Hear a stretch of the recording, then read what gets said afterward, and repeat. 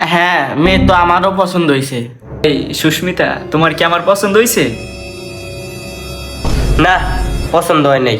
আরে আমি তো সরকারি চাকরি করি আবার। আরে আমি শয়তানি করছি আর তুমি সিরিয়াস নিয়ে লাইছো।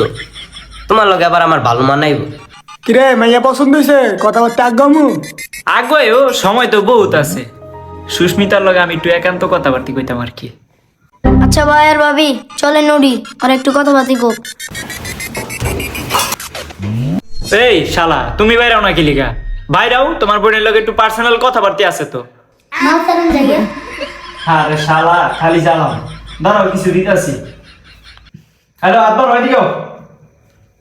মুড করো ওইসে যাও গা। আপনার নাম কি? আমার নাম তো নীরব।